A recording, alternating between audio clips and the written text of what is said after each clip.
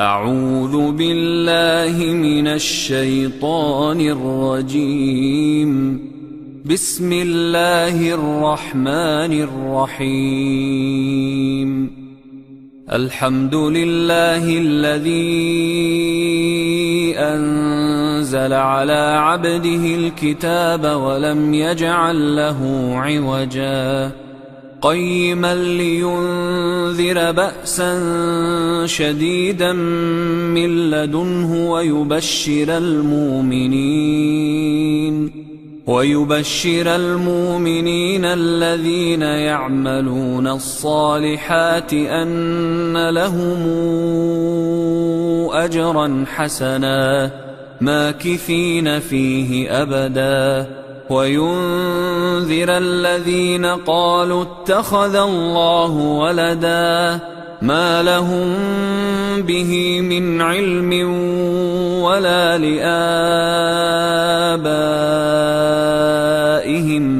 كبرت كلمة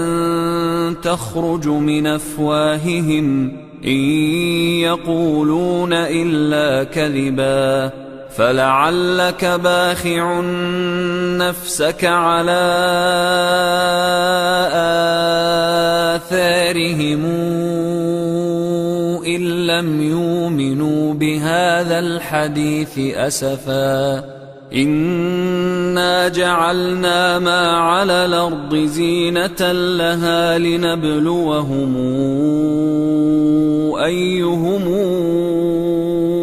أحسن عملا وإنا لجاعلون ما عليها صعيدا جرزا أم حسبت أن أصحاب الكهف والرقيم كانوا من آياتنا عجبا إذا والفتية إلى الكهف فقالوا ربنا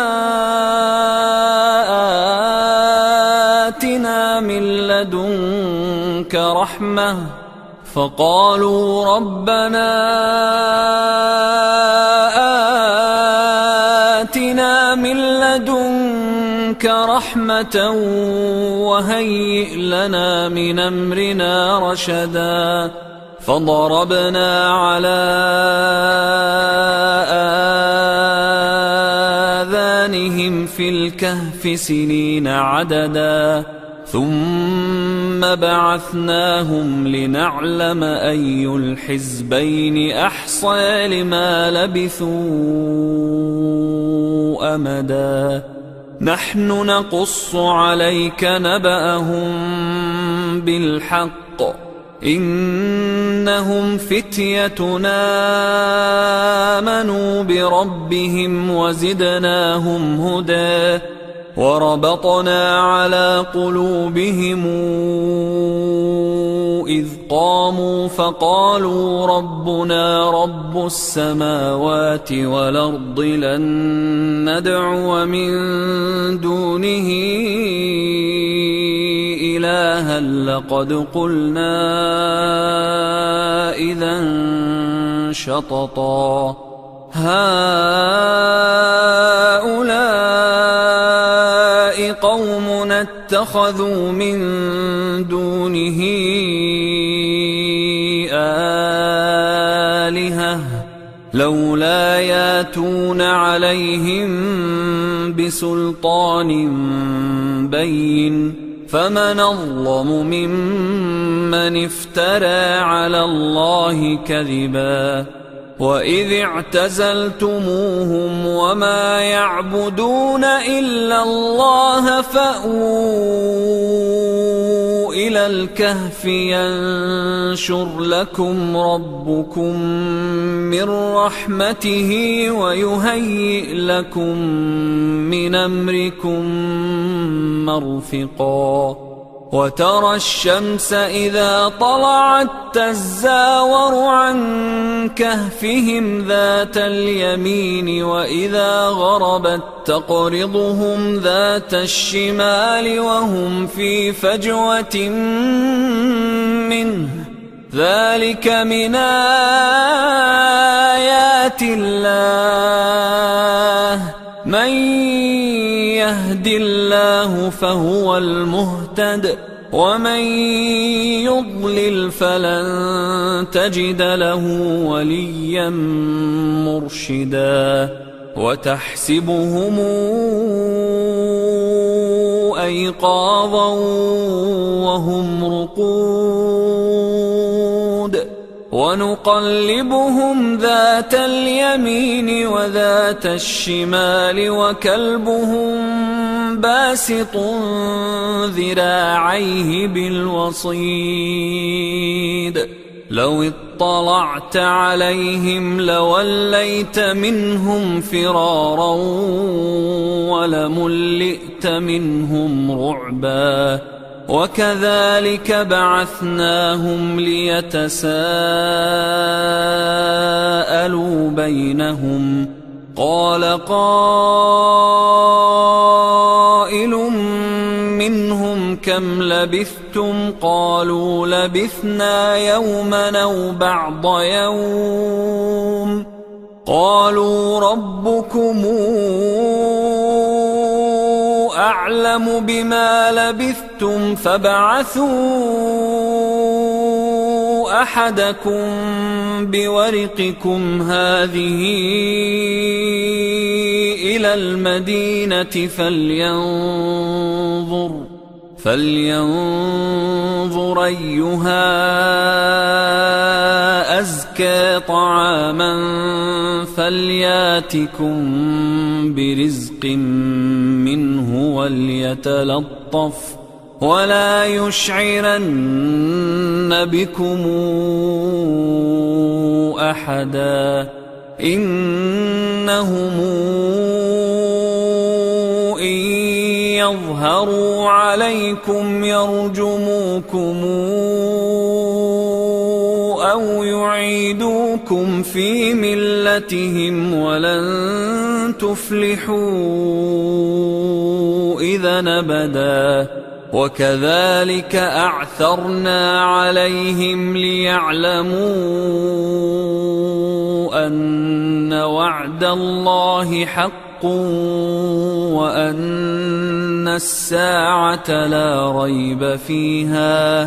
إذ يتنازعون بينهم أمرهم فقالوا ابنوا عليهم بنيانا ربهم أعلم بهم قال الذين غلبوا على أمرهم لنتخذن عليهم مسجدا سيقولون ثلاثة رابعهم كلبهم ويقولون خمسة سادسهم كلبهم رجما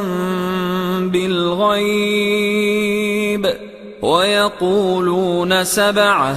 وثامنهم كلبهم قل ربي أعلم بعدتهم ما يعلمهم إلا قليل فلا تمار فيهم إلا مراء ظاهرا ولا تستفت فيهم منهم أحدا ولا تقولن لشيء إني فاعل ذلك غدا إلا أن يشاء الله واذكر ربك إذا نسيت وقل عسى أن يهديني ربي لأقرب من هذا رشدا ولبثوا في كهفهم 300 سنين وازدادوا 9 قل الله أعلم بما لبثوا له غيب السماوات والأرض أبصر به وأسمع ما لهم من دونه من ولي ولا يشرك في حكمه أحدا واتل ما أوحي إليك من كتاب ربك لا مبدل لكلماته ولن تجد من دونه ملتحدا واصبر نفسك مع الذين يدعون ربهم بالغداة والعشي يريدون وجهه ولا تعد عيناك عنهم تريد زينة الحياة الدنيا ولا تطع من أغفلنا قلبه عن ذكرنا واتبع هواه وكان أمره فرطا وقل الحق من ربكم فمن شاء فليؤمن ومن شاء فليكفر إنا أعتدنا للظالمين نارا أحاط بهم سرادقها وإن يستغيثوا يغاثوا بماء كالمهل يشوي الوجوه بئس الشراب وساءت مرتفقا إن الذين آمنوا وعملوا الصالحات إنا لا نضيع أجر من أحسن عملا أولئك لهم جنات عدن تجري من تحتهم الأنهار يحلون فيها من أساور من ذهب ويلبسون ثيابا خضرا من سندس واستبرق متكئين فيها على الأرائك نعم الثواب وحسنت مرتفقا واضرب لهم مثلا الرجلين جعلنا لأحدهما جنتين من أعناب وحففناهما بنخل وجعلنا بينهما زرعا كلتا الجنتين آتت أكلها ولم تظلم منه شيئا وفجرنا خلالهما نهرا وكان له ثمر فقال لصاحبه وهو يحاوره أنا أكثر منك مالا وأعز نفرا ودخل جنته وهو ظالم لنفسه قال ما أظن أن تبيد هذه أبدا وما أظن الساعة قائمة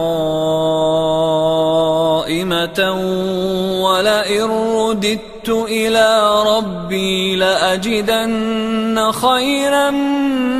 منهما منقلبا قال له صاحبه وهو يحاوره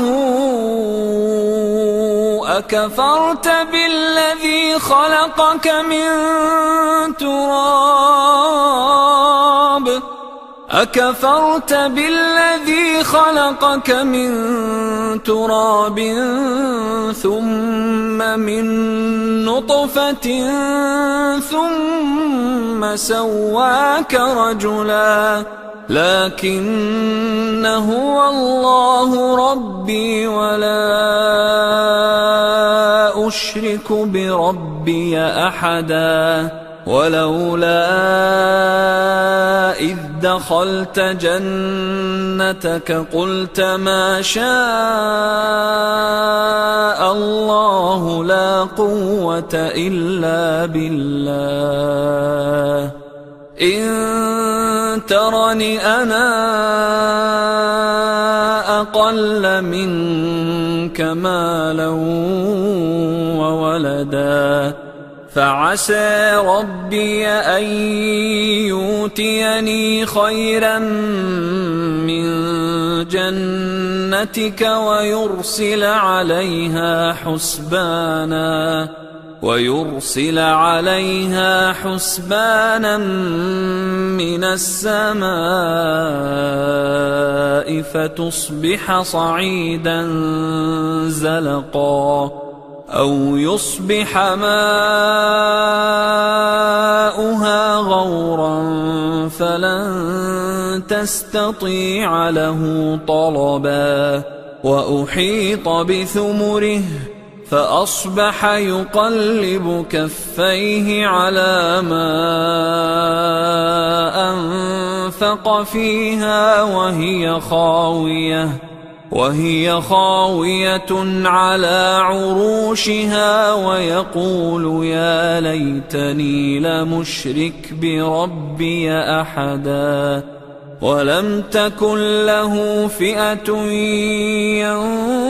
ينصرونه من دون الله وما كان منتصرا هنالك الولاية لله الحق هو خير ثوابا وخير عقبا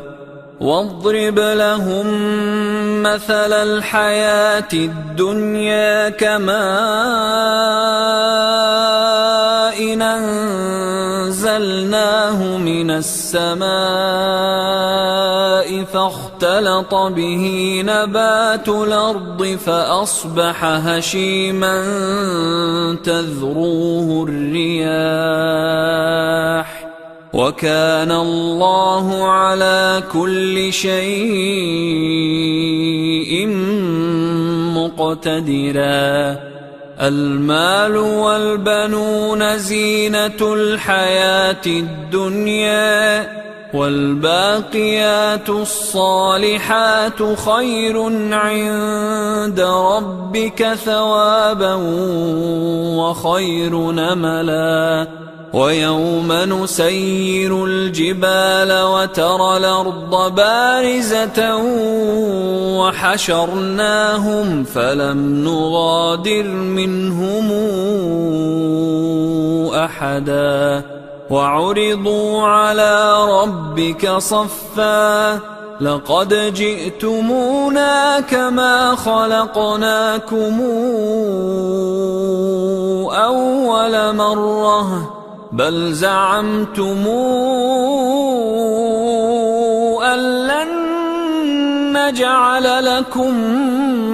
موعدا ووضع الكتاب فترى المجرمين مشفقين مما فيه ويقولون يا ويلتنا ما لهذا الكتاب لا يغادر صغيرة ولا كبيرة إلا أحصاها ووجدوا ما عملوا حاضرا ولا يظلم ربك أحدا وإذ قلنا للملائكة الملائكة اسجدوا لآدم فسجدوا إلا إبليس كان من الجن ففسق عن أمر ربه أفتتخذونه وذريته أولياء من دوني وهم لكم عدو بئس للظالمين بدلا ما أشهدتهم خلق السماوات والأرض ولا خلق أنفسهم وما كنت متخذ المضلين عضدا ويوم يقول نادوا شركائي الذين زعمتم فدعوهم فلم يستجيبوا لهم وجعلنا بينهم موبقا ورأى المجرمون النار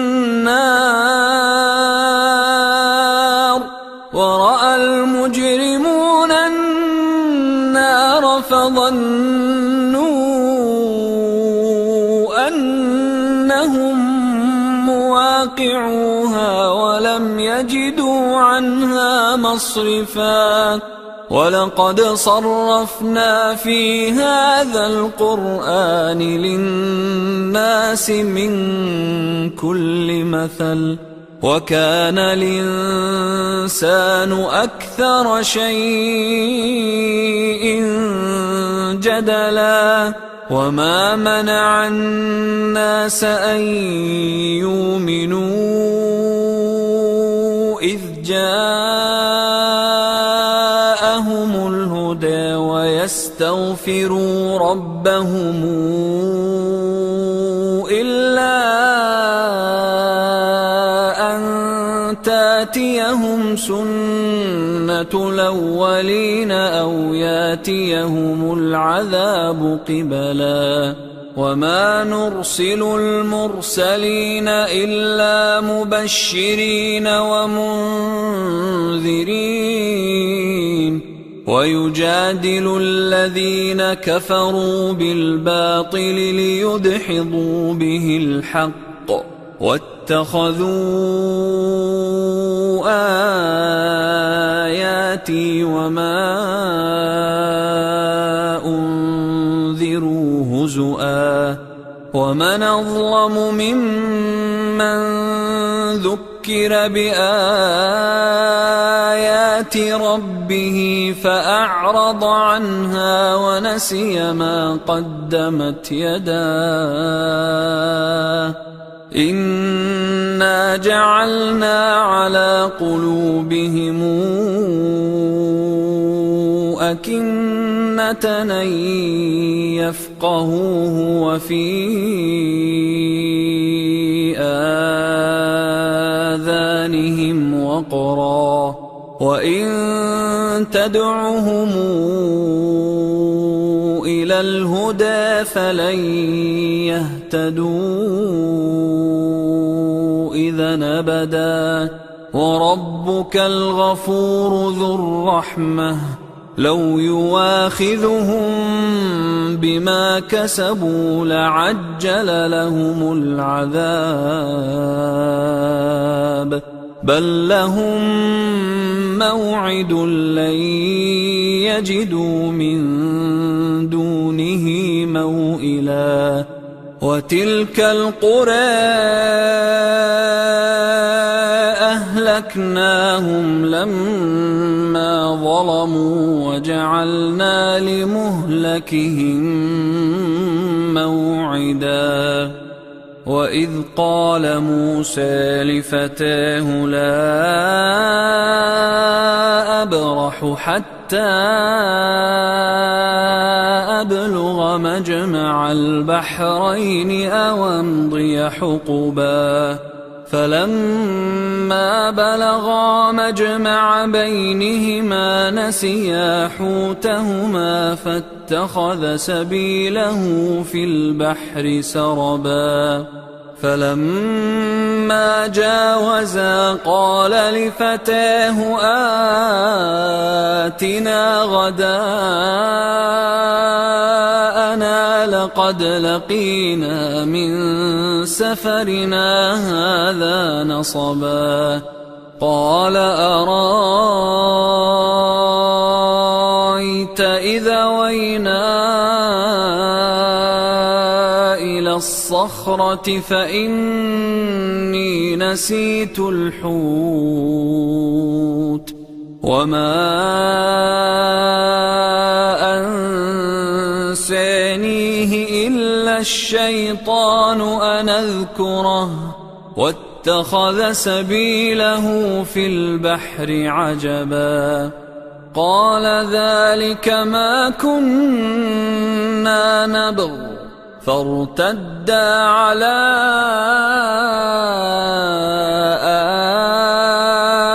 آثارهما قصصا فوجدا عبدا من عبادنا آتيناه رحمة من عندنا وعلمناه من لدنا علما قال له موسى هل أتبعك على أن تعلمني مما علمت رشدا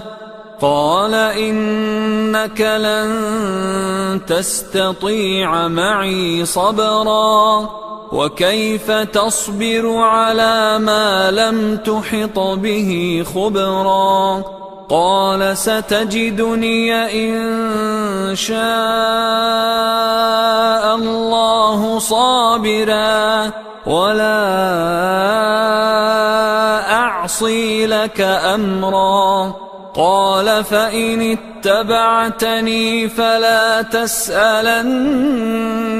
عن شيء حتى أحدث لك منه ذكرا فانطلقا حتى إذا ركبا في السفينة خرقها قال أخرقتها لتغرق أهلها لقد جئت شيئا إمرا قال ألم قل إنك لن تستطيع معي صبرا قال لا تواخذني بما نسيت ولا ترهقني من أمري عسرا فانطلقا حتى إذا لقيا غلاما فقتله قال أقتلت نفسا زاكية بغير نفس قال أقتلت نفسا زاكية بغير نفس لقد جئت شيئا نكرا قال ألم قل لك إنك لن تستطيع معي صبرا قال إن سألتك عن شيء بعدها فلا تصاحبني قد بلغت من لدني عذرا فانطلقا حتى إذا أتيا أهل قرية استطعما أهلها فأبوا أن يضيفوهما فوجدا فيها جدارا يريد أن ينقض الأرض فأقامه قال لو شئت لاتخذت عليه أجرا قال هذا فراق بيني وبينك سأنبئك بتاويل ما لم تستطع عليه صبرا أما السفينة فكانت لمساكين يعملون في البحر فأردت أن أعيبها وكان وراءهم ملك يأخذ كل سفينة غصبا وأما الغلام فكان أبواه مؤمنين فخشينا أن يرهقهما طغيانا وكفرا فأردنا أن يبدلهما ربهما خيرا منه زكاة وأقرب رحما وأما الجدار فكان لغلامين يتيمين في المدينة وكان تحته كنز لهما وكان أبوهما صالحا فأراد ربك أن يبلغا أشدهما ويستخرجا كنزهما رحمة من ربك وما فعلته عن أمري ذلك تاويل ما لم تسطع عليه صبرا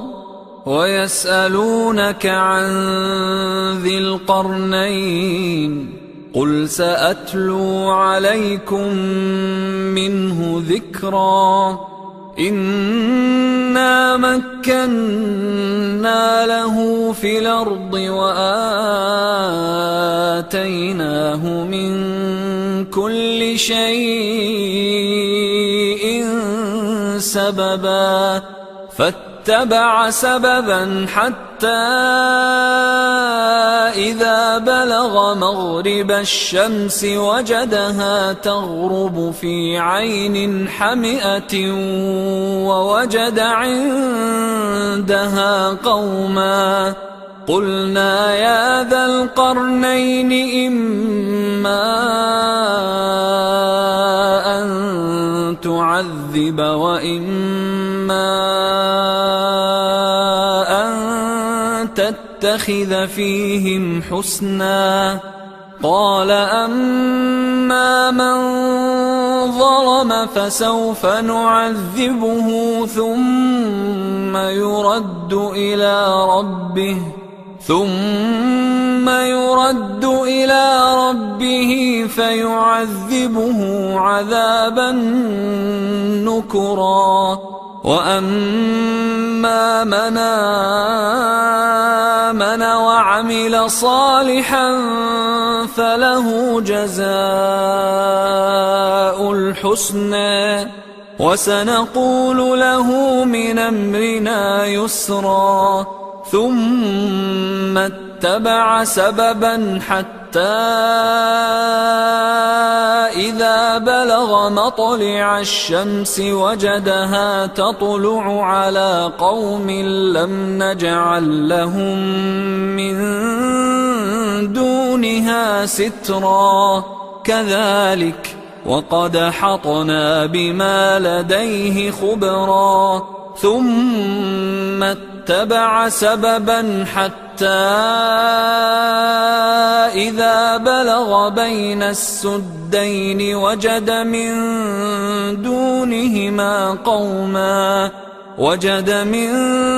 دونهما قوما لا يكادون يفقهون قولا قالوا يا ذا القرنين إن ياجوج وماجوج مفسدون في الأرض إن ياجوج وماجوج مفسدون في الأرض فهل نجعل لك خرجا على أن تجعل بيننا وبينهم سدا قال ما مكني فيه ربي خير فأعينوني بقوة نجعل بينكم وبينهم ردما آتوني زبر الحديد حتى إذا ساوى بين الصدفين قال انفخوا حتى إذا جعله نارا قال آتوني أفرغ عليه قطرا فما استطاعوا أن يظهروه وما استطاعوا له نقبا قال هذا رحمة من ربي فإذا جاء وعد ربي جعله دكا وكان وعد ربي حقا وتركنا بعضهم يومئذ يموج في بعض ونفخ في الصور فجمعناهم جمعا وعرضنا جهنم يومئذ للكافرين عرضا الذين كانت أعينهم في غطاء عن ذكري وكانوا لا يستطيعون سمعا أفحسب الذين كفروا أن يتخذوا عبادي من دوني أولياء إنا أعتدنا جهنم للكافرين نزلا قل هل ننبئكم بالأخسرين أعمالا الذين ضل سعيهم في الحياة الدنيا وهم يحسبون أنهم يحسنون صنعا أولئك الذين كفروا بآيات ربهم ولقائه أولئك الذين كفروا بآيات ربهم ولقائه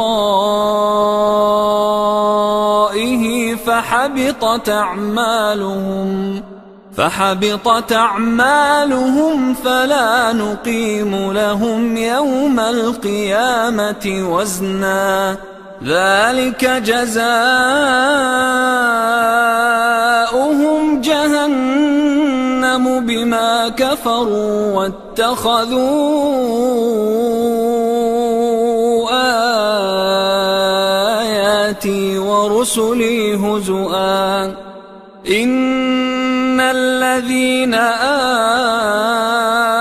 آمنوا وعملوا الصالحات كانت لهم جنات الفردوس نزلا خالدين فيها لا يبغون عنها حولا قل لو كان البحر مدادا لكلمات ربي لنفد البحر قبل أن تنفد كلمات ربي ولو جئنا بمثله مددا قل إنما أنا بشر مثلكم يوحى إلي أنما إلهكم إله واحد فمن كان يرجو لقاء ربه فليعمل عملا صالحا ولا يشرك بعبادة ربه أحدا.